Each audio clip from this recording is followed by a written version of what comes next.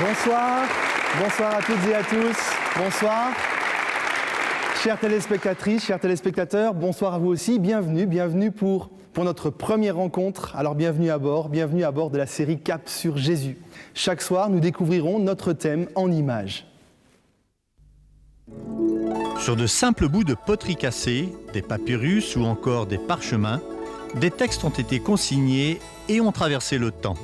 Conservés méticuleusement parce que considérés comme des écrits sacrés, ils sont arrivés jusqu'à nous. Il s'agit de la Bible. Aujourd'hui traduite dans des centaines de langues et de dialectes, la Bible existe sous bien des formes. Bien sûr, il y a le livre, support très répandu, mais la Bible existe aussi sur d'autres supports. Il y a la cassette audio, le CD, la cassette vidéo ou encore sur informatique. En un mot, la Bible existe sur tous les supports possibles et imaginables, ou presque. Le support sur lequel elle semble être le moins présent, c'est le neurone. En effet, si la Bible est le livre le plus vendu au monde, elle n'est pas forcément le livre le plus lu. Ce soir, découvrons un peu ensemble ce vestige du temps. Un livre centenaire qui nous est parvenu jusqu'à aujourd'hui avec une étonnante fidélité aux manuscrits les plus anciens. C'est ce que nous a confié Henri van der Weycken dans un court montage qu'il nous a préparé. Henri van der Weycken est pasteur, passionné par l'archéologie. Il est également conférencier de l'association Bible et Archéologie. En plein cœur de la péninsule montagneuse du Sinaï se trouve le monastère grec-orthodoxe Sainte-Catherine. C'est ici que se retrouve, en 1844, un jeune savant allemand, Constantin von Tischendorf. Il a 29 ans et il est à la recherche de vieux manuscrits du Nouveau Testament. C'est que, déjà à son époque, des sceptiques mettaient en doute la fiabilité des textes. Tischendorf découvre avec émerveillement ce monastère oublié au milieu du désert. Ce sera en fouillant une poubelle qu'il découvre 129 feuilles arrachées à une Bible qui semble avoir été écrite vers les années 350. Du jamais vu. Ce ne fut qu'au cours d'un troisième voyage au monastère, en 1859, que le savant découvrit dans la cellule d'un des moines la plupart des pages manquantes de cette vieille Bible.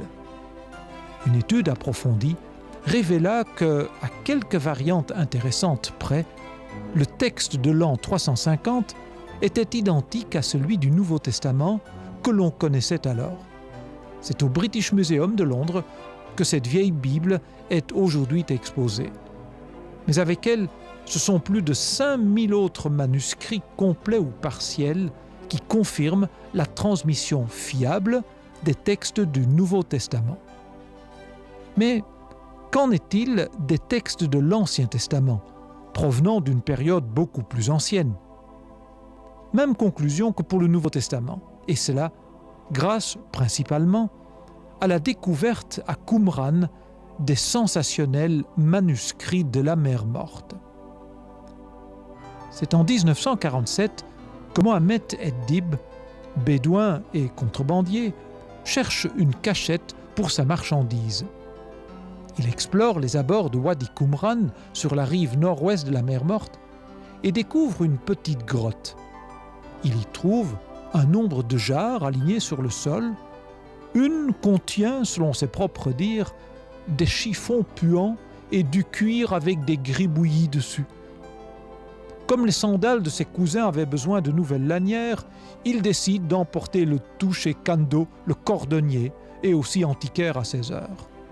Ce dernier donne quelques dollars au bédouin, revend le tout pour $100 à un religieux syriaque, qui, en 1954, revend le tout pour $250 000 au jeune État d'Israël.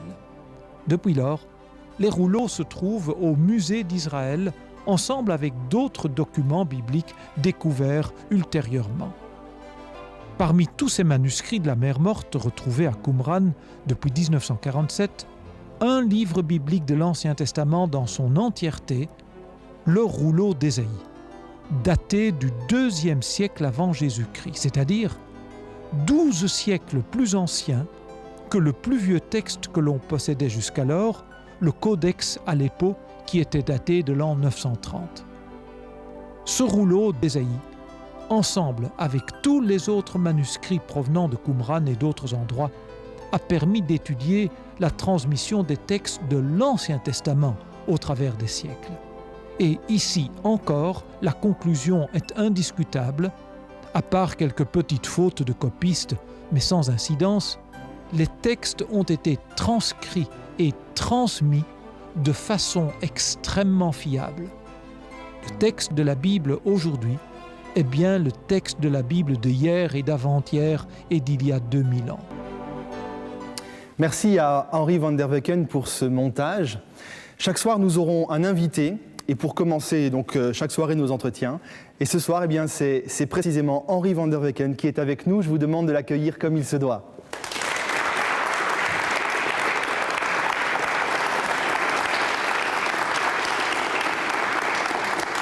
Monsieur van der Wecken, bonsoir. Bonsoir. Merci d'être avec nous, merci pour ce montage. J'allais dire un court montage, parce que normalement vous traitez ce sujet en 1h30 à peu près. Mais même dans les quelques minutes qui sont passées, on sent que vous êtes un passionné. Oui, depuis le moment où j'ai commencé à faire ces découvertes en lecture et puis en images, de comment on avait trouvé ces manuscrits, je trouvais que c'était tellement fort dans l'historique des découvertes et puis dans ce qu'en fait cela prouve qu'on ne peut pas rester insensible. Est-ce que l'archéologie, j'allais dire, prouve la Bible en tant que document ? Je dirais, il y a 3 aspects que les découvertes archéologiques mettent en évidence. Tout d'abord, il y a un bon nombre de lieux, de personnages, de peuplades et d'événements qui pendant des siècles n'étaient mentionnés que dans la Bible et que petit à petit, les découvertes archéologiques sont venues corroborer, alors que jusque-là, alors, on disait c'est de la mythologie, ce n'est pas vrai. Donc ça, c'est au niveau des événements ou des personnages. Deuxième élément important, c'est que quand on voit ces manuscrits qu'on a trouvés ou ces fragments de manuscrits, cela permet de voir que la transmission du texte a été fiable et n'a pas été trafiquée au cours des siècles. C'est quand même une des critiques que l'on entend parfois. Et je dirais, troisième élément des découvertes archéologiques, c'est qu'elles permettent de mieux situer le contexte social, religieux et géopolitique des événements dont la Bible parle depuis toujours. Et à partir de là, des textes deviennent plus évidents et plus clairs. Mais alors, j'allais dire, qu'en est-il de son contenu ? Est-ce que la foi est prouvée par l'archéologie ? Je dirais en fait non. Aucune découverte archéologique, aussi importante soit-elle, même celle des manuscrits de la mer Morte, ou celle de cet ossuaire sur lequel on a découvert il y a à peine un an l'inscription « Jacques, frère de Jésus ». C'est extraordinaire comme découverte, mais ça ne prouve encore rien sur la valeur spirituelle de la Bible. Cela, on ne peut le découvrir qu'en lisant. Mais cette lecture, elle est parfois handicapée aujourd'hui parce qu'on dit « oui, la Bible n'est pas fiable, elle a été trafiquée ».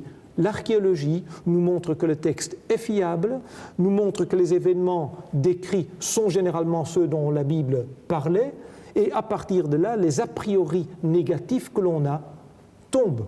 Ensuite, c'est une découverte personnelle, c'est au jugement personnel qu'il revient de dire oui, ça me parle, ça m'apporte un plus ou pas. Monsieur van der Wecken, merci beaucoup pour cet entretien. Et nous sommes allés trouver les enfants pour leur demander à eux aussi qu'est-ce que la Bible ? Je sais pas.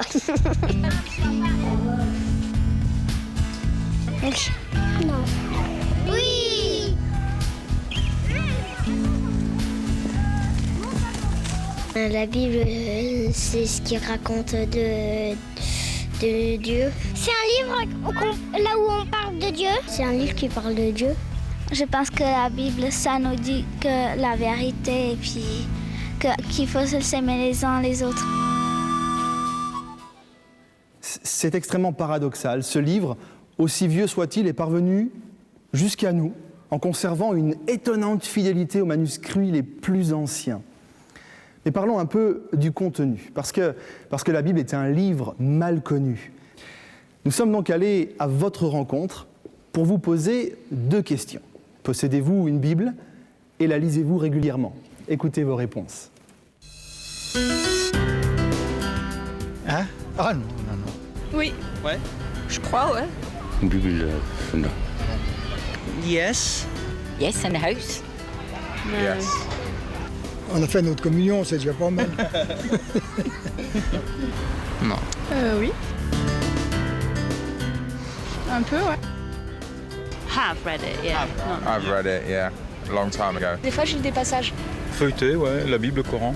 Souvent, j'ai du mal à comprendre un peu ce qui se passe, mais quand on lit par soi-même et quand on va à l'église, je sais pas, j'ai l'impression que ça donne plus à réfléchir quand on lit la Bible par soi-même que quand on va à l'église et qu'on essaye de nous expliquer quelque chose qui, je trouve, des fois, ça a quelque chose à voir, mais vraiment assez loin, quoi.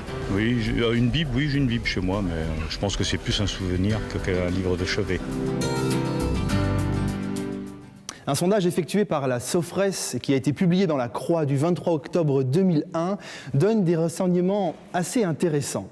À la question « Quelle est la place de la Bible dans le patrimoine de l'humanité ?», les réponses sont très importantes ou assez importantes pour 62% des personnes interrogées, alors qu'à la question « Quelle est la place de la Bible dans votre vie personnelle ?», les réponses sont peu importantes ou pas importantes à 70%.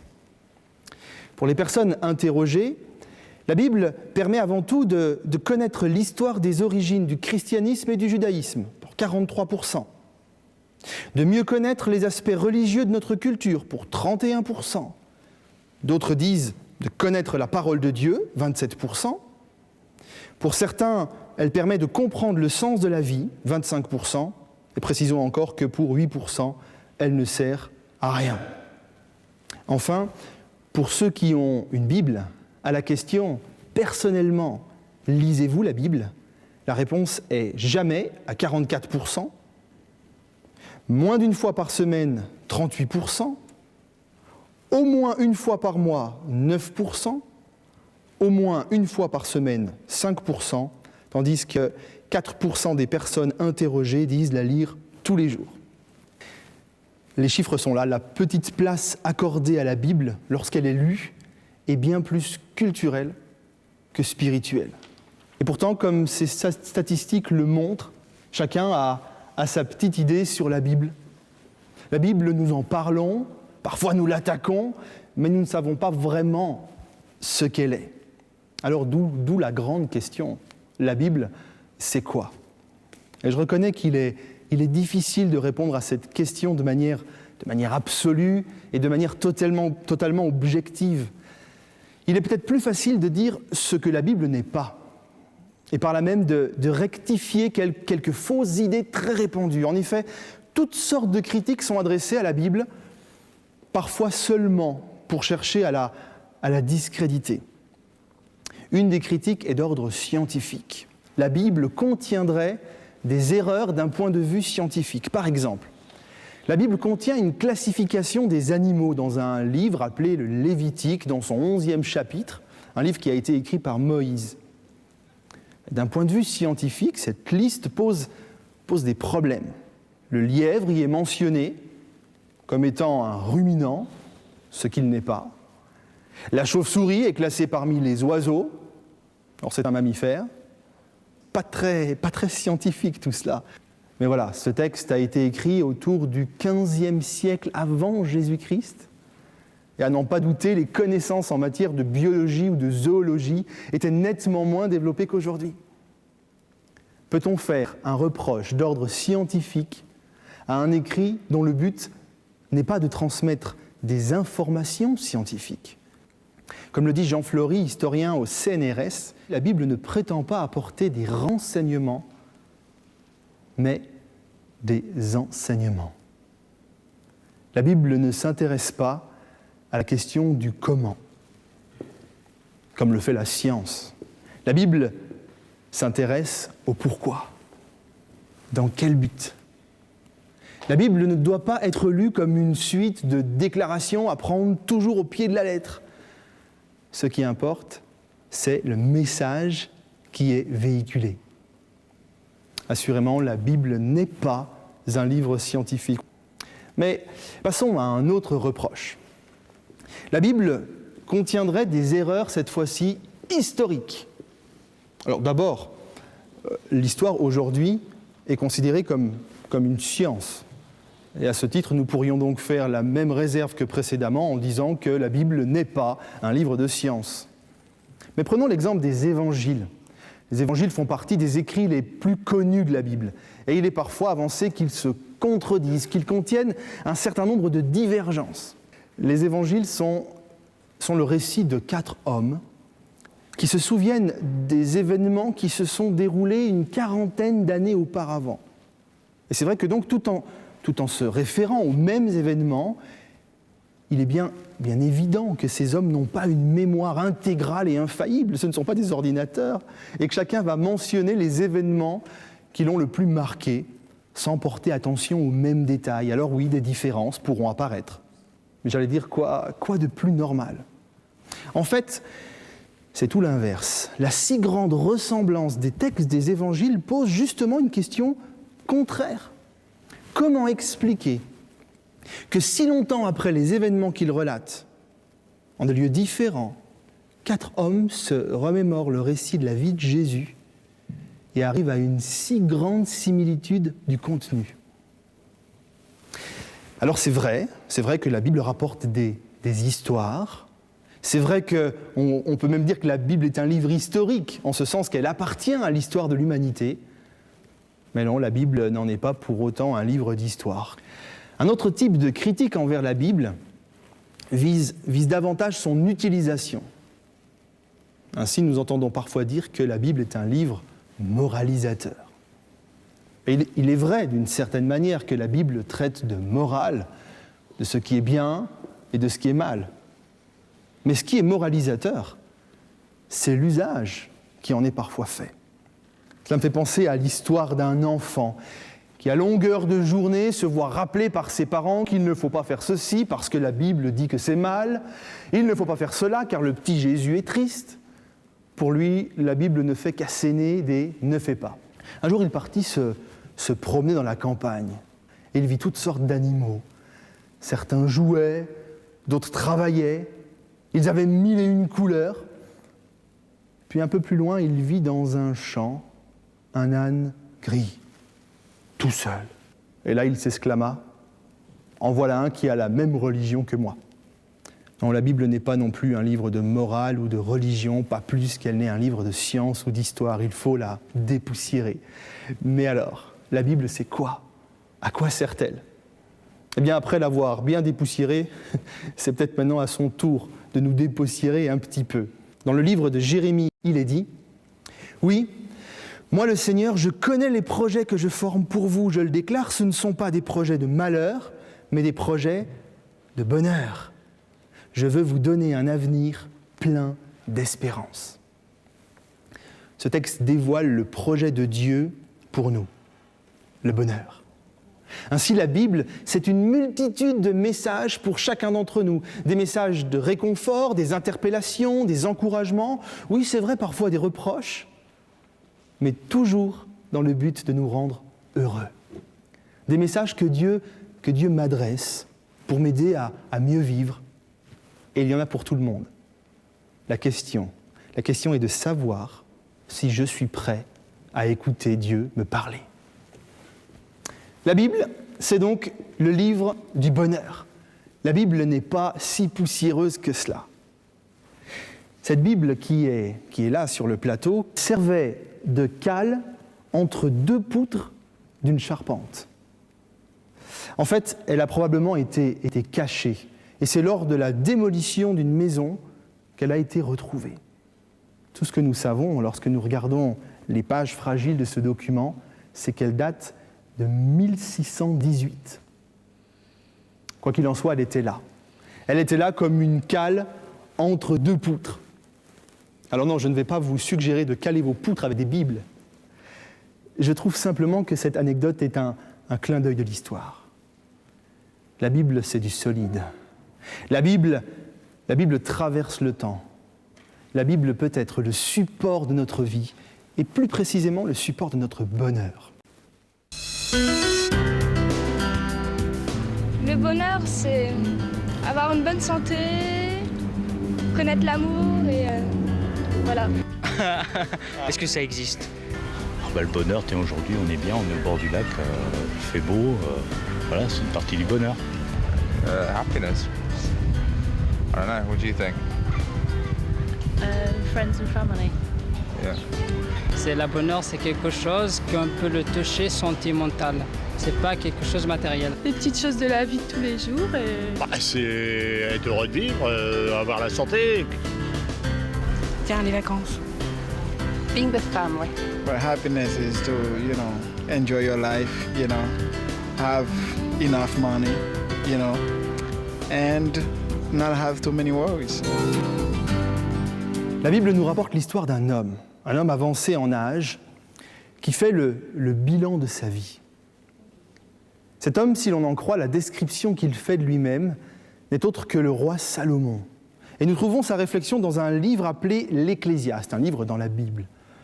Et dans le 2e chapitre de ce livre, cet homme fait un constat. Il rapporte avoir réalisé de grandes choses, des maisons, des plantations, toutes sortes de parcs luxueux. Il déclare être devenu quelqu'un d'important. Il ponctue en disant « Je n'ai privé mon cœur d'aucun plaisir ». Quel constat! Un constat magnifique. Un homme qui a réussi, il a bien des richesses, bien des satisfactions, et il peut dire à la fin de son existence qu'il ne s'est privé de rien. J'allais dire, c'est un homme heureux. Il sait ce qu'est le bonheur. Mais voilà, son bilan ne s'arrête pas là. Il écrit « Alors j'ai réfléchi à toutes mes activités et à tout le mal que je me suis donné pour les réaliser. Et voilà, tout cela ne sert à rien, autant courir après le vent. Les humains ne retirent aucun avantage de ce qu'ils font sous le soleil. Je déteste la vie, tout ce qu'on réalise sur terre me déplaît. En effet, rien ne sert à rien, autant courir après le vent. En voyant tout le mal que je me suis donné sous le soleil, j'étais désespéré. » Au terme de sa vie, cet homme devenu vieux fait un bilan douloureux. Il a manqué l'essentiel. Une approche matérialiste de l'existence ne mène à rien d'autre qu'à des regrets. Nous bâtissons nos vies dans un monde où il est difficile d'être heureux. C'est vrai. Alors nous nous centrons sur une approche parfois trop matérielle de la vie et nous prenons tous ce risque énorme de devoir à un moment ou à un autre contempler l'œuvre de notre vie et dire avec Salomon « Je me suis trompé. Tout n'est que du vent. » Mais qui veut prendre un tel risque aujourd'hui ? Salomon, lui, ne va pas terminer sa vie de cette manière-là. Il va trouver ou retrouver les ingrédients du vrai bonheur. Il écrit « Ainsi je le sais, le seul bonheur pour les hommes, c'est de se réjouir et de profiter de la vie. Quand quelqu'un mange, boit et profite des résultats de son travail, c'est déjà un don de Dieu. » Même après un constat si négatif, Salomon ne remet pas en question sa capacité à jouir de l'existence parce que c'est un don de Dieu. Ensuite, il conclut son discours. « Crains Dieu et observe ses commandements, c'est ainsi que l'homme s'épanouit. » Salomon a découvert que l'homme peut être heureux quand il suit les conseils de Dieu pour sa vie. La parole de Dieu est devenue le support, le pilier de sa vie. J'ai rencontré un jeune homme aveugle qui dit découvrir dans la Bible le bonheur, d'une certaine manière la lumière. Écoutons ensemble son témoignage. A Bíblia, para mim, é como o livro dos Salmos diz: a tua palavra é a luz para os meus pés e a luz para o meu caminho. A Bíblia para vós é muito útil, onde tem muitos conceitos para a gente estudar e para aceitarmos. Portanto, sigamos a Bíblia com alegria e não com tristeza. Mas eu também tenho a esperança que eu dia vou ver tudo o que eu não pude ver agora aqui neste mundo. Ouvrir la Bible, lui rendre la parole, c'est cesser de la faire parler à notre manière. C'est découvrir qu'elle est loin d'être poussiéreuse. Rendre la parole à la Bible pour l'écouter, c'est non seulement la dépoussiérer, comme nous l'avons fait tout à l'heure en précisant tout ce qu'elle n'est pas, mais c'est lui donner l'occasion de nous dépoussiérer. Ouvrir la Bible, eh bien oui, disons-le, c'est prendre la direction du bonheur, si l'on en croit la prétention de la Bible à nous donner le bonheur. Pour s'y engager fermement, mais il convient simplement de rendre la parole à la Bible pour entendre ce qu'elle a à nous dire.